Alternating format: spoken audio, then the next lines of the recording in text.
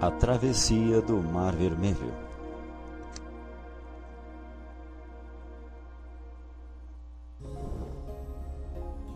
O Egito é cheio de grandes histórias da ciência antiga, da tecnologia e de belas histórias.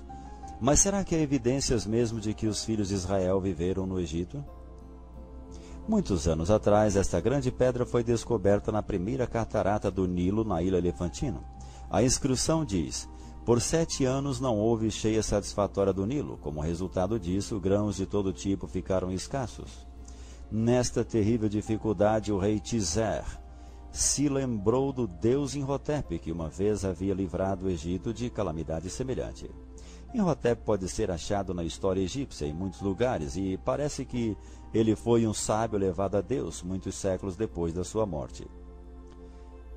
Tudo indica que foi Imhotep o arquiteto que provavelmente concebeu a construção da tumba de Zoser totalmente de pedra.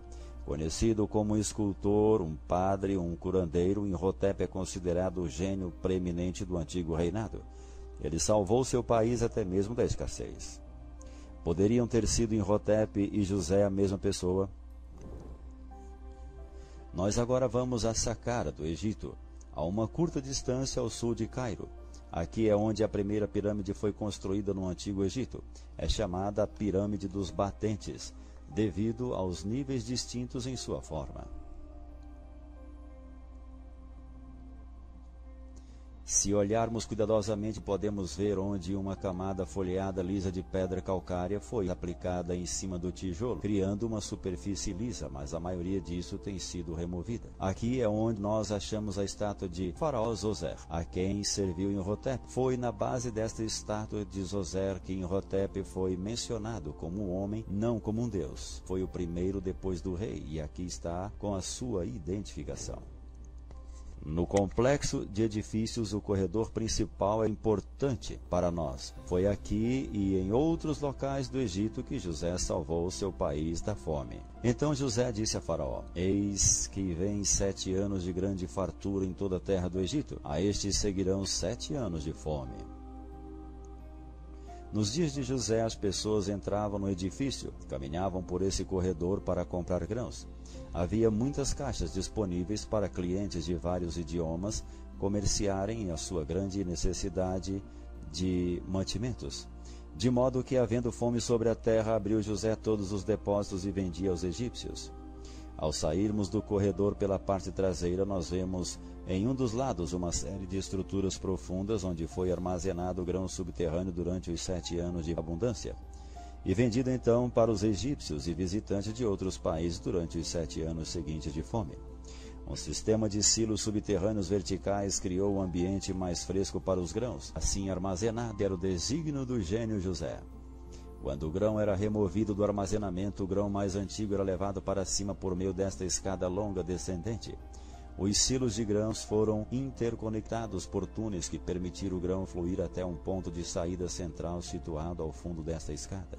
Um registro deste evento de remoção do grão pode ser visto em hieroglifos, como este em Tebes, que mostra os sacos de grão levados de armazém para cima, e outro exemplo disto pode ser visto na tumba de Iti. Como modo de honrar a Deus no céu, José construiu esta primeira pirâmide no Egito, em Saqqara, para mostrar a gratidão dele a Deus, para honrá-lo por salvar as pessoas egípcias da fome. Por aquele dia haverá um altar a Deus no meio da terra do Egito. Séculos depois foram construídas muitas outras grandes pirâmides no Egito, seguindo a dianteira de José ou Imhotep. 2,3 milhões de grandes blocos de pedra, pesando 2 a 3 toneladas cada, foram usados na pirâmide maior, fazendo alguns desejarem saber qual tecnologia antiga foi usada para que pudessem ser construídas. Foi um mistério durante séculos. Brown White fez pesquisa neste assunto e trouxe luz a este quebra-cabeça. Ele leu a conta de Heródotos, que escreveu o seguinte: as pedras para uso da construção das pirâmides foram erguidas por meio de um pequeno andaime de madeira. Foram providos dispositivos que erguiam a cada passo. Os dispositivos de elevador nos hieroglifos teriam sido colocados em cada lateral das pedras que seriam elevadas. Em Saqqara nós podemos ver hieroglifos de 3 máquinas de elevador próximos a uma forma de pirâmide. Foram achadas também alavancas de madeira grandes na tumba do rei Tuti, que eram usadas nas máquinas. Foram colocadas ao lado dos blocos a serem elevados, que operariam em harmonia. Uma pedra grande era carregada sobre a máquina, e então as alavancas em cada lado eram puxadas para baixo por cordas amarradas em manivelas, que assim giravam, elevando o bloco de pedra conforme fosse necessário. Quando o bloco era elevado à altura apropriada, era rolado sobre próximo nível e então elevado novamente. Teria sido utilizado série de máquinas para erguer tais blocos. O Sr. White demonstrou esse tipo de máquina ao Sr. Nazif Hazen, chefe da Organização de Antiguidades Egípcias do Cairo. A demonstração foi filmada através da televisão japonesa, depois foi ao ar no Japão. Esta máquina para erguer parece ser uma solução simples ao mistério da construção das pirâmides. Quando Moisés era bebê, sua mãe adotiva egípcia foi Hatshepsut, e o nome de Moisés era Siminut, e a serpente na testa dele significa que seu título era de príncipe. Quando adulto, o nome em egípcio de Moisés era Tutmesis II. Um perfil lateral de Moisés demonstra sua origem hebraica no formato do nariz. Depois que Moisés matou o egípcio, ele fugiu do Egito e seus territórios com medo de Faraó que reinava. E quando Faraó soube disso, procurou matar a Moisés. Este, porém, fugiu da presença de Faraó e foi habitar na terra de Midian. Moisés casou-se e teve um filho cujo nome descrevia sua condição de estrangeiro. Ele chamou Gerson, porque disse: peregrino sou em terra estrangeira. Isto nos fala que Moisés não estava em área controlada pelos egípcios. Ora, Moisés estava apacentando o rebanho de Jetro, seu sogro, sacerdote de Midian, e levou o rebanho para trás do deserto e chegou a Horebe, o monte de Deus. E apareceu-lhe o anjo do Senhor em uma chama de fogo do meio de uma sarça. Deus disse a Moisés que tirasse os filhos de Israel para esta montanha fora do Egito. Depois que as 10 pragas haviam caído sobre Faraó e sobre os egípcios, ele finalmente concordou deixar Moisés levar os filhos de Israel para fora do Egito. Baseado em pesquisas que ele administrou, Ron White acreditou que o faraó do Êxodo era Amenhotep III. Aqui nós vemos Amenhotep recebendo Ong, um tipo de poder e vida nova que são infundidos no seu corpo. Sr. White especulou que o filho primogênito de Amenhotep era o Tutankhamon, que foi morto pelo anjo na destruição da 10ª praga. Amenhotep e Tut eram corregentes naquele tempo, em 1446 a.C. Surpreendentemente, na Review Biblical Archaeology é declarado que a maioria dos arqueólogos não acreditam no êxodo do Egito. A tradição nos diz que o êxodo do Egito conduziu os filhos de Israel à península do Sinai, mas nenhuma evidência foi achada de terem estado naquele local por 40 anos. Também a tradição diz que os filhos de Israel cruzaram o Mar Vermelho em uma área que contradiz a narrativa bíblica. Poderia os lagos amargos ser o Mar Vermelho falado na Bíblia? Poderiam milhares de soldados se afogar em águas relativamente rasas? O Monte Sinai tradicional Jabel Musa fica situado na área sulista montanhosa da Península do Sinai. Esta montanha foi escolhida por Helena, a mãe do imperador romano Constantino, no IV século. Não era escolhido por qualquer evidência arqueológica no local, mas era baseado nos sonhos de Constantino e subsequentemente escolhido por Helena como Monte Sinai. Depois do VI século, o imperador Justiniano construiu o monastério de Santa Catarina ao pé da montanha para estabelecer um senso de autenticidade ao local. Isto é tradição, mas qual é a verdade? Fujamos de uma história artificial e façamos a pergunta: a tradição se sobrepõe à Bíblia? O que a Bíblia nos conta sobre o êxodo do Egito? Os filhos de Israel estavam vivendo no melhor da terra de Ramsés, como tinha ordenado Faraó. Esta área é a delta fértil do Nilo, no norte do Egito. Israel habitou na terra do Egito, no país de Gósen. Isto também descreve o delta fértil do Nilo. O delta do Nilo é mostrado aqui na porção final do norte do Nilo, cheio de vegetação luxuriante em contraste com o deserto circunvizinho. Na noite da Páscoa, o primogênito de cada casa egípcia morreu na última praga, e então os filhos de Israel deixaram o Egito naquele mesmo dia. Assim viajaram os filhos de Israel de Ramsés a Sucote. E naquele mesmo dia o Senhor tirou os filhos de Israel da terra do Egito, segundo os seus exércitos. No dia da Páscoa, os filhos de Israel cruzaram os canais do Nilo e se tornaram uma unidade organizada em Sucote. Eles tinham deixado o país do Egito, mas eles ainda estavam no território controlado pelos egípcios. Mas Deus fez o povo rodear pelo caminho do deserto perto do Mar Vermelho. O deserto do Mar Vermelho é o que nós chamamos hoje a Península do Sinai, que é rodeado por dois lados pelo Mar Vermelho. Era pela região do norte da península que eles viajaram dia e noite na fuga rápida das mãos de Faraó. Durante o dia eles estavam sombreados pela coluna de nuvem que também teria provido umidade para eles. À noite o pilar de fogo teria lhes dado luz para a viagem. Em Etã, eles se voltaram para o sul pelas montanhas do deserto do Mar Vermelho, viajando por um cânion estreito que termina no Mar Vermelho. Esta expansão de água é chamada hoje de o Golfo de Agabá, mas no tempo de Moisés era chamado de Mar Vermelho. Também o rei Salomão fez uma frota em Ezion-Geber, que está junto a Elote, na praia do Mar Vermelho, na terra de Edom. A antiga Elá é hoje a moderna Eilat, em Israel. Nosso moderno Golfo de Agaba é o Mar Vermelho Antigo, ou Yarhan Sof. Esta é a praia onde os filhos de Israel foram apanhados em armadilhas sem escape. O exército egípcio estava se aproximando rapidamente e parecia que a morte era iminente. Os filhos de Israel clamaram: foi porque não havia sepulcros no Egito que de lá nos tirastes para morrermos nesse deserto, Moisés? Por que nos fizeste isso tirando-nos do Egito? Os filhos de Israel já estavam fora do Egito quando se prepararam para cruzar o Mar Vermelho, local que Deus preparara para se manifestar ao povo, grande milagre que provaria o seu amoroso cuidado por eles.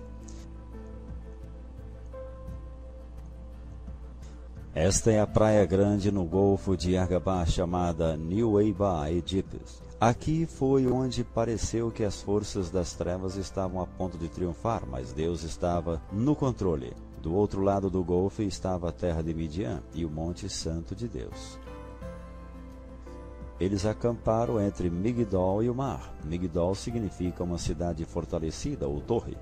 Na extremidade norte da praia, os restos de um forte antigo que permanece parcialmente de pé até hoje. Foi uma vez um edifício de 3 pisos, capaz de alojar centenas de soldados egípcios que poderiam ter impedido qualquer fuga pelo norte da praia. O local está precisamente a noroeste da terra, entre as montanhas e o mar, para controlar o movimento dos viajantes na área. A fortaleza hoje está recebendo uma nova cobertura de estuque que infelizmente está cobrindo os blocos de pedra originais. À frente da fortaleza nós podemos ver o trabalho de pedra que formou a entrada na estrutura.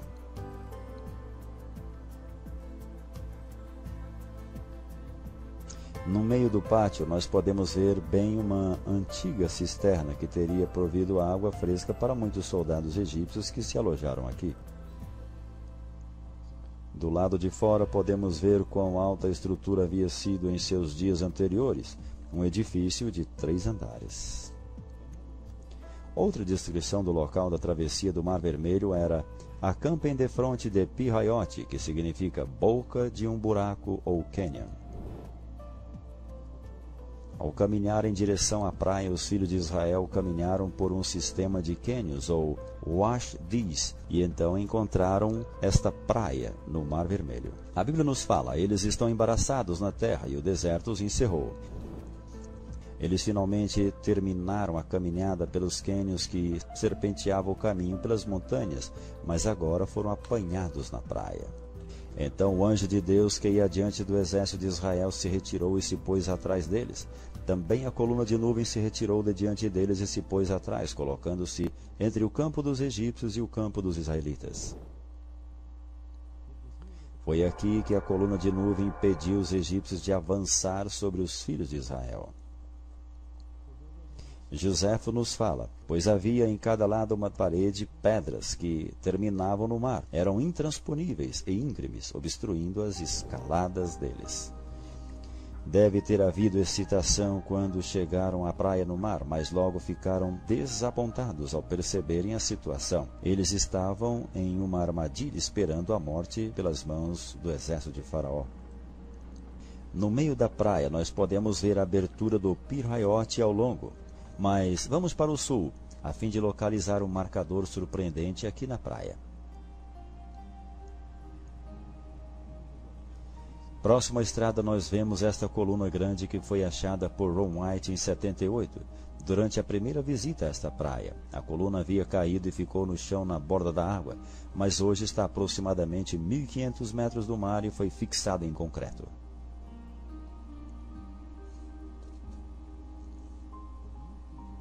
As características sem igual da coluna de granito vermelho inclui o fato que tem características fenícias ou hebraicas e tem 3.000 anos. Foi colocada aqui por uma razão: marcar o local da travessia do Mar Vermelho em chão seco. Esta coluna é mencionada na Bíblia. O Senhor terá um altar no meio da terra do Egito, e uma coluna se erigirá ao Senhor na sua fronteira. A extremidade do sul da praia é onde nós podemos ver o pilar.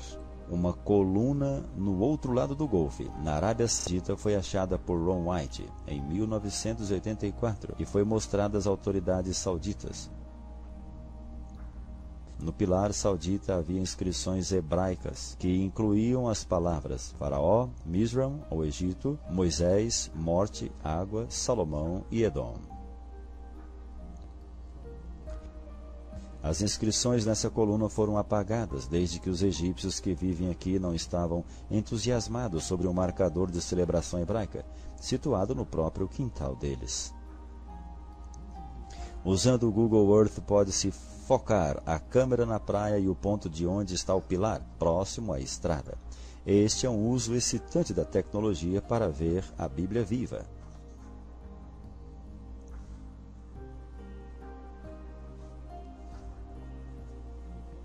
O pilar está aqui hoje como um testemunho da verdade, marcando o local do cruzamento do Mar Vermelho. Daqui nós podemos ver a água que se apresentou como obstáculo para os filhos de Israel.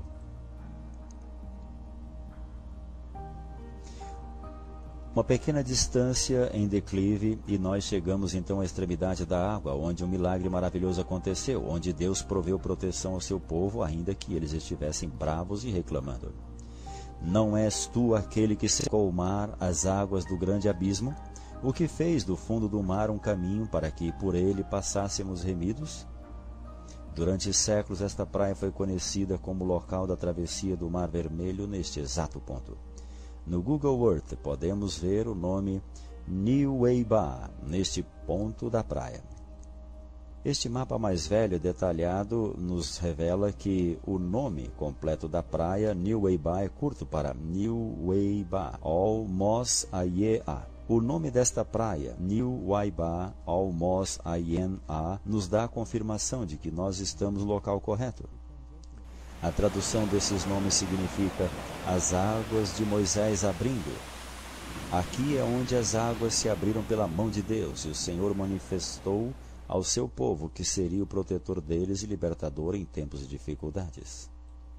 Por divina providência, nós temos confirmação que estamos no local correto. Moisés esteve aqui uma vez com os filhos de Israel e as águas se abriram diante deles pela mão de Deus, um testemunho surpreendente da verdade. Desenhos da profundidade do Golfo de Aqaba mostra Elat Deep para o norte e o Argonaut Deep para o sul. Entre estas duas áreas profundas está um caminho pelo mar. Quando Ron White esteve neste ponto em 1978, ele decidiu procurar nessas águas algumas evidências deixadas para trás pelas 20.000 carruagens, cavalos, cavaleiros e soldados a pé. O que ele achou foi confirmado por outros. Mergulhar nessas águas é extremamente fácil, uma vez que a água é cristalina, com visibilidade alta. Investigações revelaram artefatos que confirmam nossas conclusões prévias sobre o local. O chão do mar é liso e contém contornos graduais. Nosso primeiro artefato para inspecionar é esta roda de carruagem que ainda tem 3 de seus 4 raios, mas o centro se estende para cima. Nós vemos ângulo de 90 graus aqui, que é um sinal de estrutura artificial. O Senhor olhou para o campo dos egípcios e embaraçou-lhes as rodas dos carros.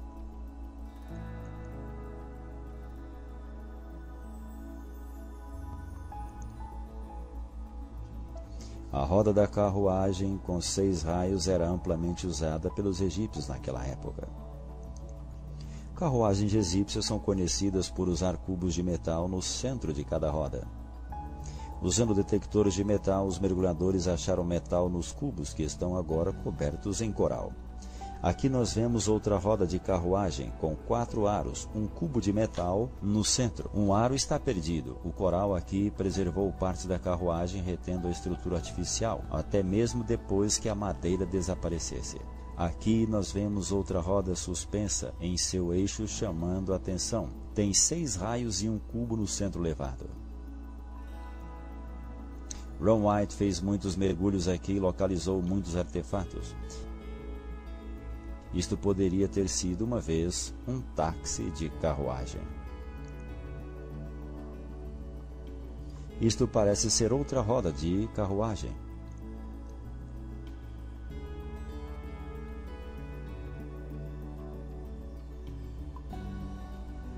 Também foram achados restos de cavalo aqui, como este casco. Cavalos não estão na península do Sinai hoje. Também foram achados restos humanos, como este osso de fêmur coberto de coral à direita. Testes de laboratório confirmaram que é na realidade um osso. Também foram achados outros ossos. Uma seção atravessada revela o osso dentro do coral.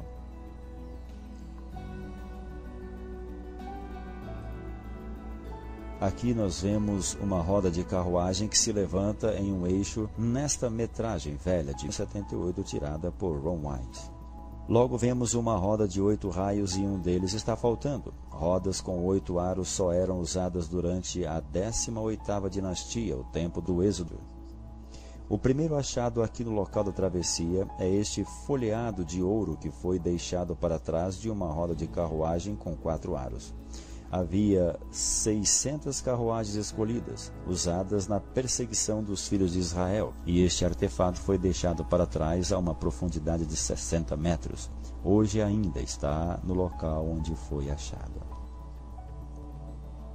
Uma vez que a parte de carruagem neste lado de travessia do Mar Vermelho, poderia haver outras partes de carruagem no outro lado do Golfo, mostrando uma continuação desses artefatos. Na costa oposta de Nuweiba, inspeção no chão do mar na Arábia Saudita também foi realizada para ver se podem ser achadas partes de carruagem nesse lado da travessia do Mar Vermelho. Investigando as águas da Arábia Saudita, Vivega Ponten achou este belo e arredondado círculo, espécime de roda de carruagem com um cubo elevado no centro. Isto confirma que partes da carruagem continuam no outro lado do local da travessia, assim oposto ao Nuweiba. Confirmando o local da travessia do Mar Vermelho, pode-se concluir sem dúvida que o real Monte Sinai deve terminar na Arábia Saudita, em Midian, na mesma maneira que a Bíblia descreveu.